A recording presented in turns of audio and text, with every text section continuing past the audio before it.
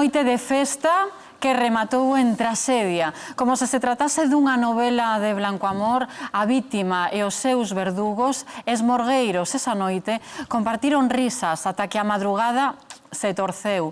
E moito, na nosa mesa de hoxe, a forense Berta Rodríguez. Hola, boas noites. Como estamos, Berta? Moi ben, gracias. E o sarxento da Garda Civil, que repite, ademais, en expediente oculto, José Luis Ferreiro. José Luis, que estivo aos mandos desta investigación. Boas noites, Patricia, Moi boas encantado de estar aquí. Gracias. Pídoche un titular que non la enmarque. Pois eu diría, visto as circunstancias do caso, diría un crimen cun móvil arroutado, nacido do descontrol e da precipitación. Un asasinato no que, sen dúbida, non houbo ningún tipo de liña nin de fronteira moral. Madrugada do 20 de decembro de 2014, o Carballiño. É noite de festa, de esmorga. Nun bar da localidade coinciden 4 mozos da zona, entre eles Alexandru Walter, de 22 anos. A noite avanza entre chanzas e excesos, e o grupo decide continuar a troula nunha vivenda en Cameixa, no municipio de Boborás. Pero as bromas soben de nivel e tórnanse en ameazas. A discusión convértese nunha malleira brutal. Alexandru recibe múltiples golpes, puñadas dos que ata ese momento eran os seus compañeiros de troula. Con unha delas a súa cabeza impacta co chan. O mozo queda ferido, debilitado, vulnerable, pero aínda con vida. Co amencer, os dous implicados na pelexa toman unha decisión sen marcha atrás. Introducen a Alexandru no coche e trasládanos en que ninguén os vexa ata o canal do río Viñao, no encoro de Alvarellos. Unha paraxe illada, fría e silenciosa, afastada de miradas alleas. Os dous son sabedores de que o mozo respira, pero non modifican o plan que levan horas ideando. Malia a súa debilidade, Alexandru intenta fuxir, pero non llo permiten. Volven golpealo e dende unha altura aproximada de 4 metros, lánzano ao canal, sen opcións, un futuro sentenciado. Uns cazadores avistarán o seu corpo horas despois. A autopsia confirma un forte traumatismo e unha morte por inmersión. Alexandru fora asasinado, e o que comezara como unha noite de festa convértese na antesala dun crime brutal. Como se transforman uns amigos en asasinos?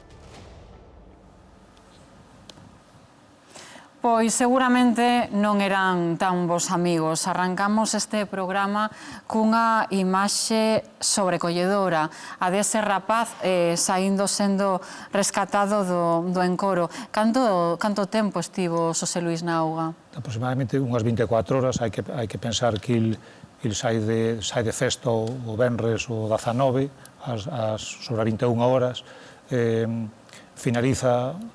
Esa troula finaliza a 7 da mañá do día seguinte, do 20, e é sobre a 10 da mañá é cando os amigos de troula cometen o asasinato.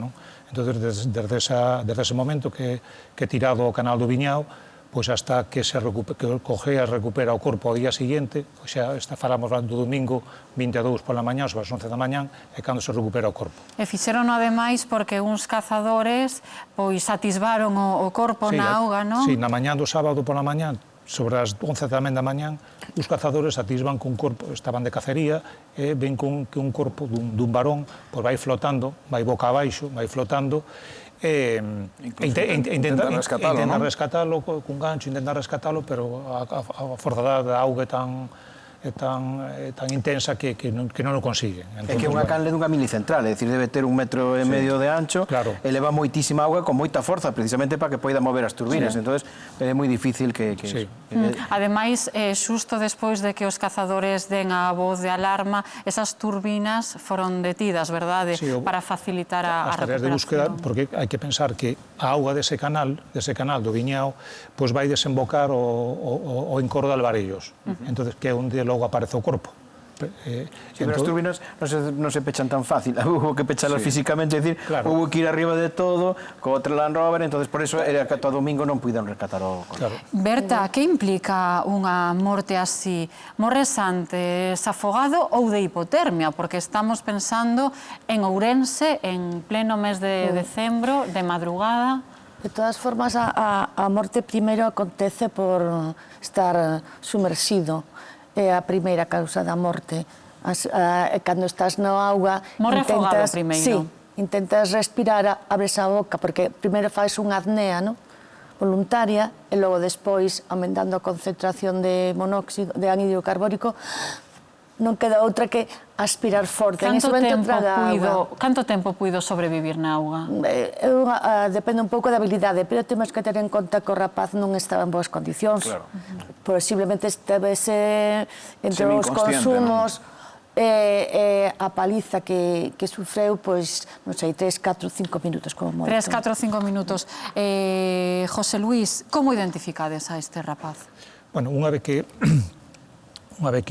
aparece o corpo, que xa se localiza, o GEA se extrae o corpo do embalse de Alvarellos, pois hai que ter en conta que ese mesmo día, cando se extrae o corpo pola mañán, a mai tamén pola mañán foi ao puesto de Carballiño a denunciar que o seu fillo, que Alessandro, faltaba desde o venres, que saliu de copas, e non aparecía.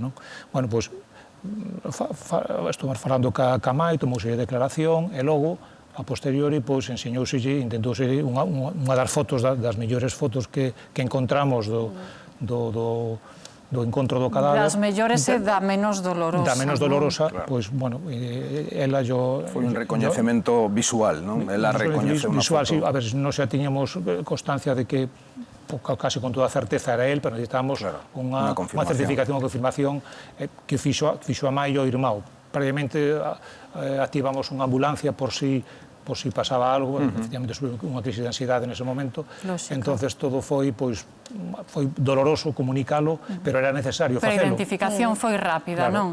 Pois así chegaron os investigadores a identificar a este rapaz que se chamaba Álex, que tiña todo un futuro por diante, que quería ir á universidade, pero que faleceu aquela noite de man dos que eran pois os seus novos amigos. Alexandru Walter Bogiu tiña 22 anos. Para todos era Álex. Chegara a Galicia con apenas 12 da man de súa nai, deixando atrás Romanía coa promesa dunha vida mellor. No Carballiño medrou, fixo amigos, aprendeu a sentirse na casa. Vivía con súa nai Constanta Paula e con seu irmán. Unha familia discreta, traballadora, querida no barrio. Ela levantárase cedo durante anos para sacar adiante os seus fillos. El respondía con agarimo, con respecto, cun sorriso que todos lembran. Os que o coñecían falan dun mozo sociable, atento, sempre disposto a botar unha man. Estudara no Instituto da Vila e soñaba con seguir formándose, tal vez chegar á universidade. Para súa nai era moito máis que un fillo. Era a razón do esforzo, o sentido do sacrificio. Cada aniversario, cada pequeno logro compartido formaba parte dunha historia construída con esperanza, unha historia que se rompeu demasiado pronto.